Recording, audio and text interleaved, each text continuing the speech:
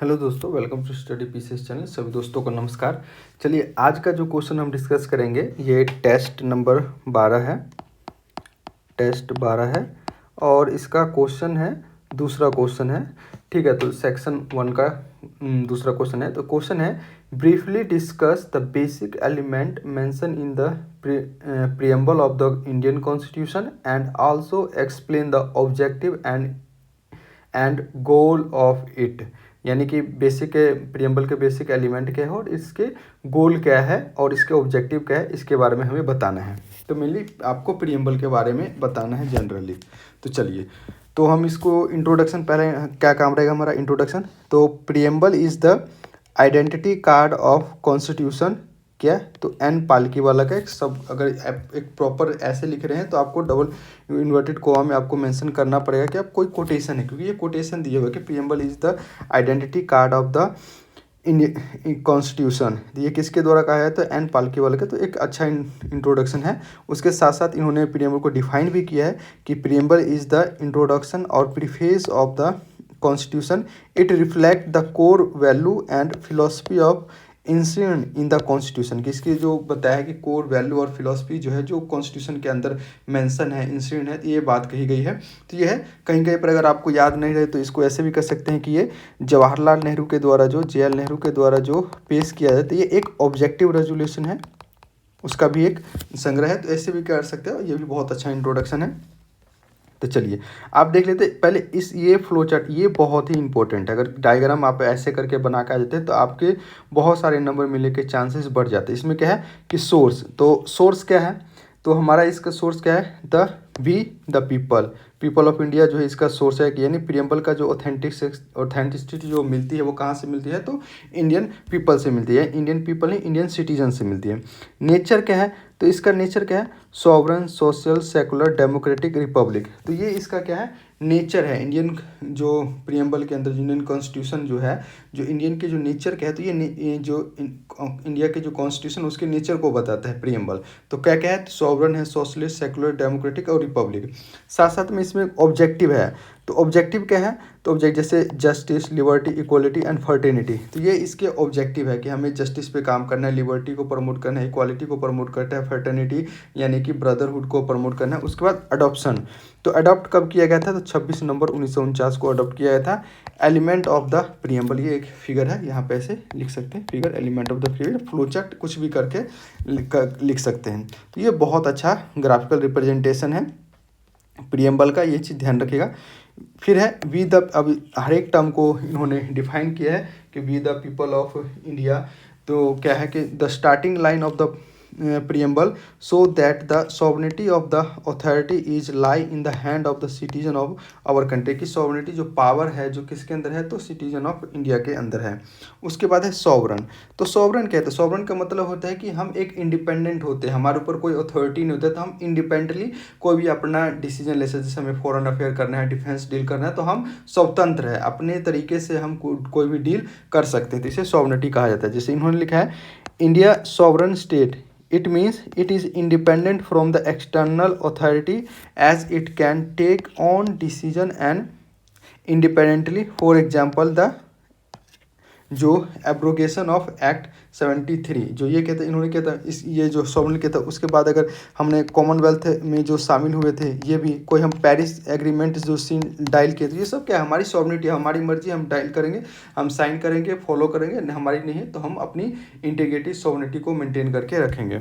उसके बाद है सोशलिस्ट। सोशलिस्ट मतलब कि जो कल्चर थोड़ा प्राइवेट भी हो, थोड़ा इकोनॉमिक। तो इंडिया ने कौन सा किया है, तो वेलफेयर स्टेट है। वेलफेयर स्टेट को देखते हुए इंडिया ने मिक्स्ड इकोनॉमी को अपनाया है। तो ये सोशलिस्ट को दिखाता है। तो यहाँ का है, India is a welfare state as everyone is given equal right to the wealth of the country. For example, the democratisation of the some act and article 38 और 39 में जो बात की है कि सोशलिस्ट पर अप्रोच को प्रोवाइड किया गया है, और इससे क्या होता है कि इक्वलिटी को प्रोवाइड किया गया है। ठीक है, अब चलते हैं नेक्स्ट पे। क्या है कि सेकुलर क्या है, तो सेकुलर हमारा जैसे कि इंडियन कॉन्स्टिट्यूशन जो हमारे फ्रेमर उन्होंने पॉजिटिव सेकुलरिज्म को अप्रोच किया कि हम ना किसी भी जो हमारे, क्योंकि इंडिया जो है एक डाइवर्स कल्चर के नेशन है, यहाँ पर बहुत सारी डाइवर्सिटी है और भाषा के अंदर, स्वाद के अंदर, हमारे ट्रेडिशन के अंदर, कस्टम के अंदर, खाने पीने के अंदर, लैंग्वेज के अंदर, भाषा में जैसे कहा जाता है कि कोस कोस पर बदले पानी, हर कोस पर बानी। तो इस तरीके के हमारे जो कल्चरल डाइवर्सिटी है, तो इसको देखते हुए हमने पॉजिटिव सेकुलरिज्म को अप्रोच किया, जिसके अंदर स्टेट जो है डेवलपमेंट के लिए इंटरफेयर कर सकता है, रिलीजन अफेयर के अंदर भी कर सकता है। और यहाँ पे सेकुलरिज्म मतलब कि सभी जो भी हमारे जो रिलीजन है या है उसको इक्वल अपॉर्चुनिटी दी गई है, इक्वल प्रोटेक्शन दिया गया है। ठीक है। Secular state means that state is independent of any religion, all the religion are given in a equal right. Example article 15-16 जो दिया फंडामेंटल राइट दिया गया है। तो ये रिलीजन आर्टिकल जो है कि किसी के साथ भेदभाव नहीं किया जाएगा, फंडामेंटल राइट सेकुलर। तो यहाँ पर आपको मेरे ख्याल से आर्टिकल 15-16 नहीं आएगा, 25-26 जाएगा। ठीक है। यहाँ पर ये इसकी में देखिए right to freedom of profession expression. तो इसकी बात जो की गई आर्टिकल 25 में राइट टू रिलीजन की बात की गई है। किसकी? राइट टू रिलीजन, जो 25 से 28 में बात की गई। तो इस चीज़ का ध्यान रखिए। 16-17 ये राइट टू इक्वालिटी के अंदर आएगा। ठीक है। तो इक्वालिटी भी कर सकते हैं कि अगर प्रमोट करें कि सभी को इस किसी धर्म जाति के आधार पर हम भेदभाव नहीं कर सकते हैं, तो ये भी चीज़ है कि सेकुलरिज्म को प्रमोट करता है। लेकिन ज़्यादा जो रहेगा हमारा कि जो कॉन्स्टिट्यूशन की अगर बात करें, यहाँ पर आर्टिकल 25 और उसको मैंसन करना ज़्यादा सही रहेगा।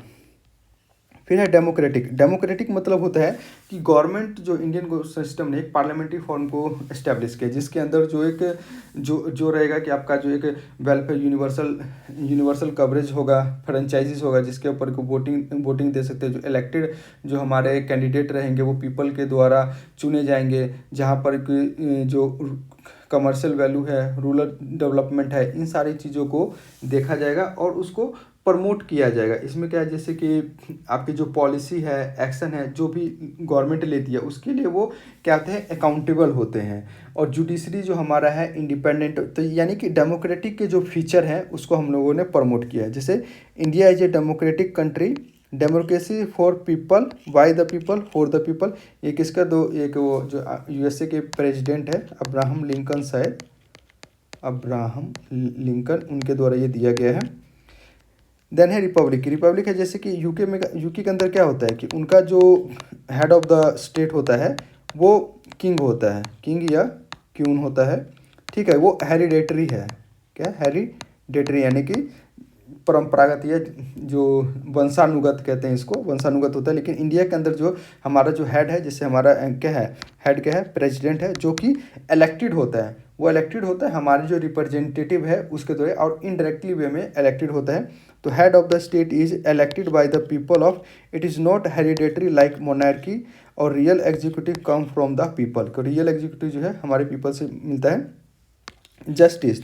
तो जस्टिस में क्या है कि हमें 3 टाइप के जस्टिस की बात की गई प्रियम्बल में, पॉलिटिकल, इकोनॉमिकल और जस्टिस की बात की गई। 3 टाइप की जस्टिस की हमें बात की गई है इसके अंदर। तो इसमें क्या है कि social means no one is discriminated on the basic caste, colour, sex और रिलीजन, आर्टिकल 15-16। ठीक है। इकोनॉमिक जस्टिस मीन्स कि जो डिस्क्रिमिनेशन नहीं किया जाएगा इकोनॉमिक के बेसिस पे, वेल्थ के बेसिस पे, आर्टिकल 38 और 37 में बात की गई। और इसमें यहाँ पे कहेंगे जो इक्वल डिस्ट्रीब्यूशन किया जाएगा रिसोर्सेज का। पॉलिटिकल जस्टिस मतलब हो गया कि आपको जो कि कोई भी है उसको जो पॉलिटिकल एक्टिविटी में पार्टिसिपेशन कर रहे हैं तो उनको किसी भी कास्ट, रिलीजन या इन सब के आधार पे भेदभाव नहीं किया जाएगा। आर्टिकल 326 कहता है कि अगर कोई है जो 25 साल से ऊपर है वो कंटेस्ट कर सकता है, और 18 साल से ऊपर है तो वो वोट दे सकते हैं। तो ये पॉलिटिकल राइट की बात करते हैं। उसके बाद है लिबर्टी। लिबर्टी में कहा गया है कि हमें जो है कि हमें 5 टाइप के आज़ादी मिली हुई, जैसे liberty of thought, expression, belief, faith and worship. तो ये जो फेथ एंड वर्शिप है इन सब की चर्चा की गई कहाँ, लिबर्टी के अंदर। फिर इक्वालिटी के अंदर, equality of status and opportunity engage by the section of the society. तो आर्टिकल 14-15 में इक्वालिटी की बात की है।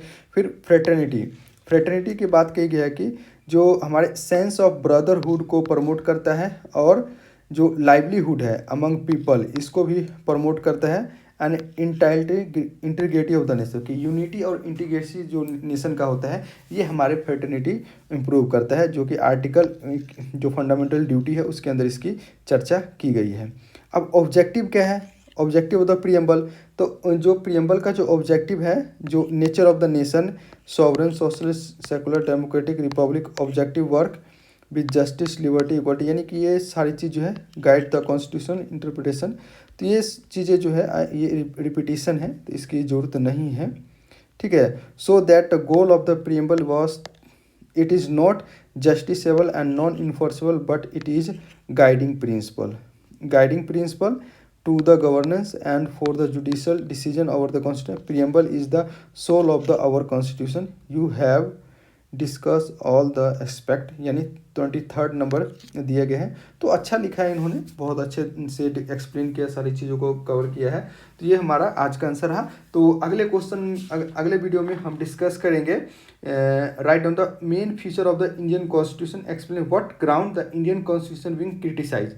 तो इंडियन कॉन्स्टिट्यूशन के बारे में हम अगले क्वेश्चन में डिस्कस करेंगे। तो मिलते हैं।